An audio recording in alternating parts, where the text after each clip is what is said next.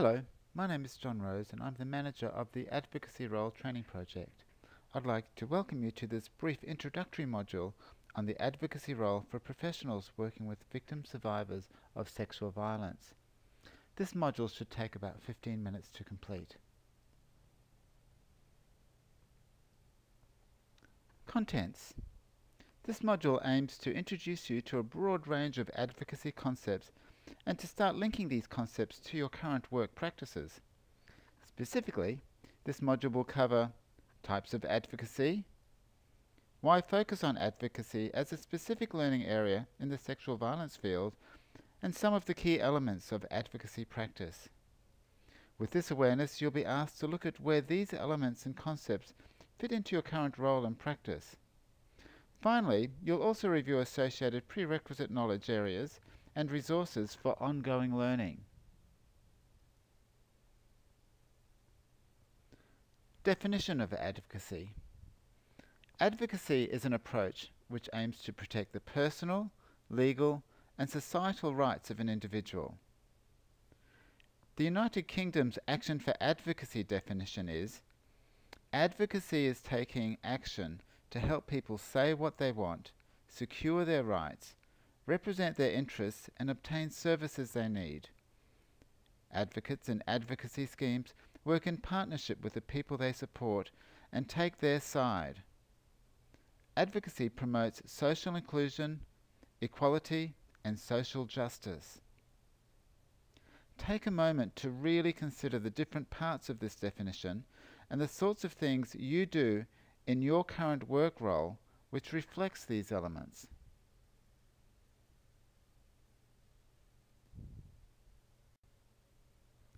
Types of advocacy.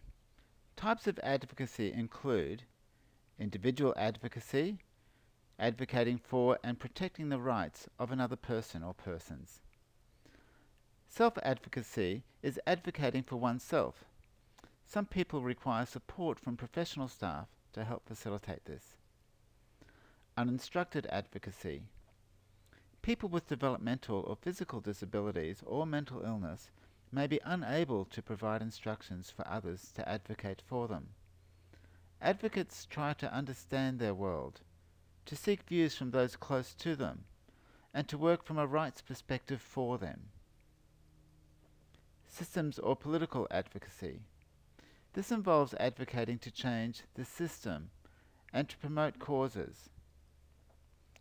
This module and associated workshop will focus primarily on individual advocacy, including facilitating self-advocacy.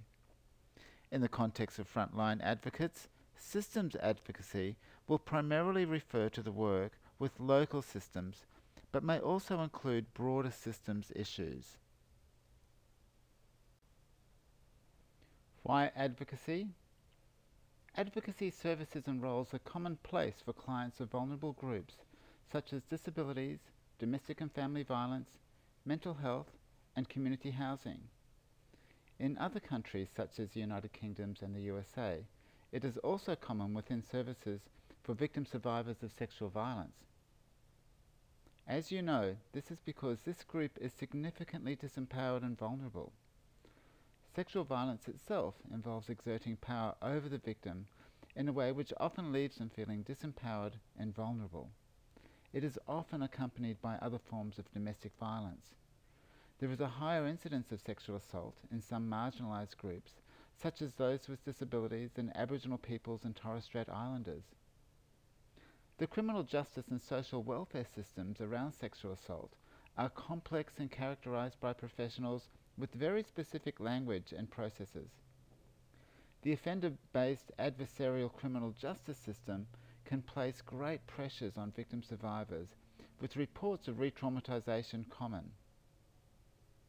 Victim survivors face serious safety concerns, along with a range of immediate and longer-term practical issues.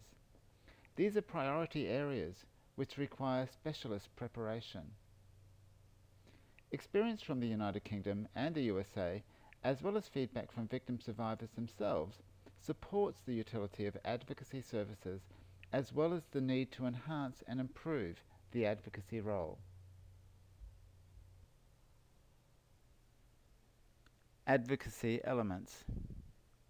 Take a minute or two to write down what you think might be some of the core areas required in the advocacy role to meet the action for advocacy's definition. Pause the video or presentation now and restart when you have finished.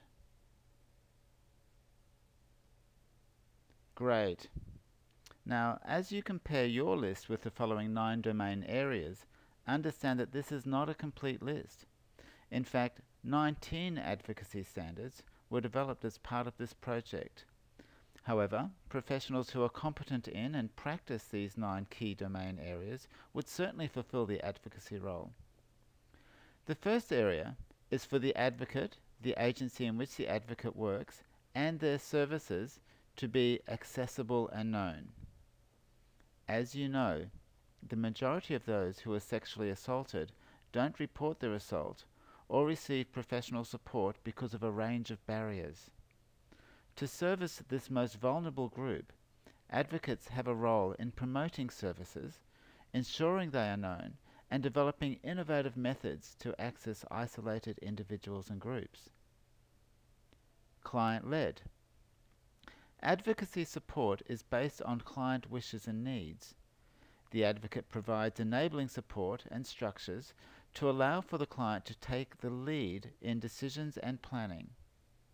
Advocates help clients understand their rights, and in those cases where clients are unable to express their wishes, advocates defer to these rights. Informed decisions. The skillful provision of timely information, along with facilitating decision-making techniques, enables the clients to make informed decisions. This is very different from giving advice. Empowerment. The other 8 elements described here all provide opportunities for empowerment.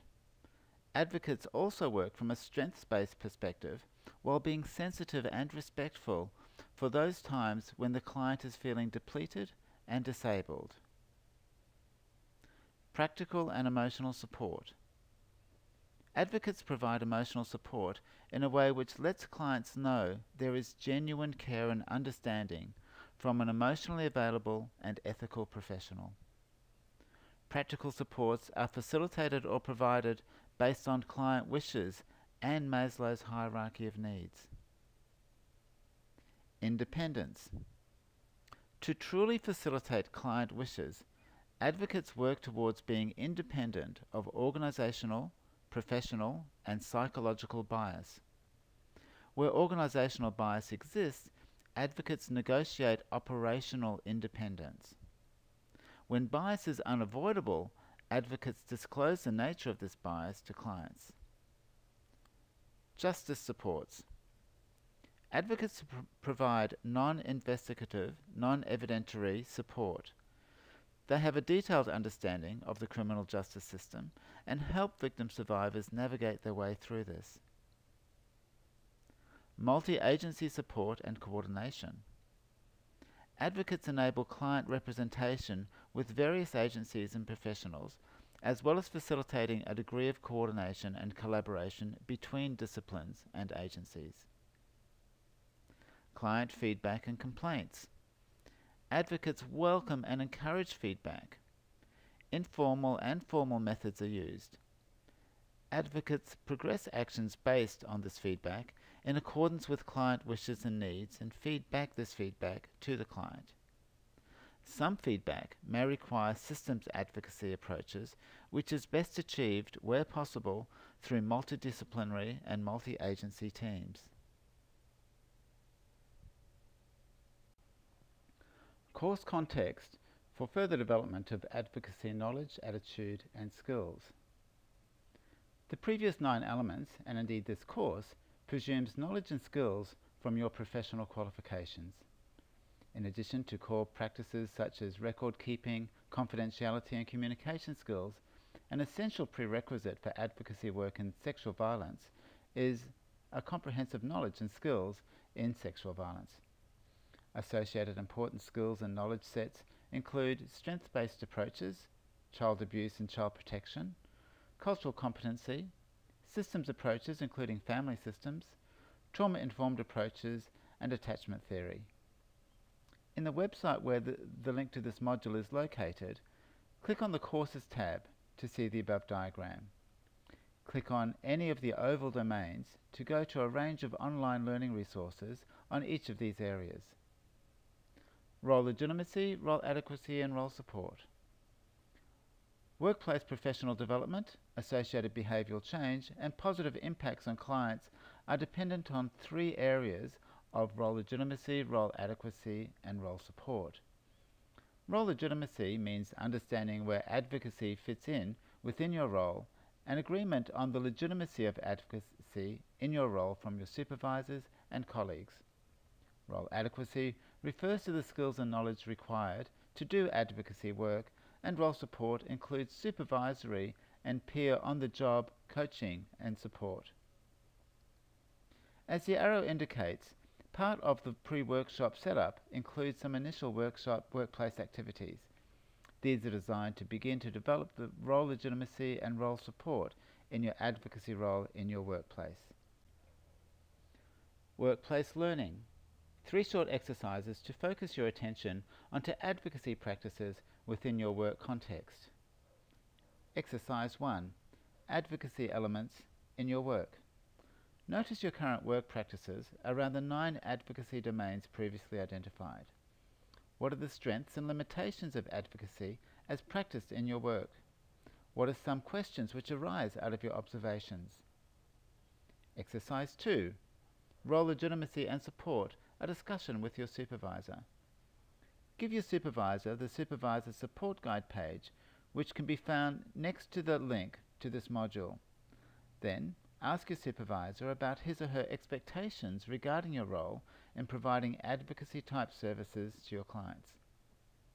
Explain your course will involve action learning and follow-up coaching support, ideally from your supervisor, as part of your ongoing professional development. Exercise 3. Review the website. Briefly browse the website in which this online course is found. In addition to browsing, use the search engine to find resources within this web on advocacy or sexual violence. Consider also watching one or more of the videos in this website. You've now finished this part of the course, and it's time to do the 3 exercises. We thank you very much for your commitment to your professional development, as well as your commitment and passion in this field. It's very appreciated. Bye for now.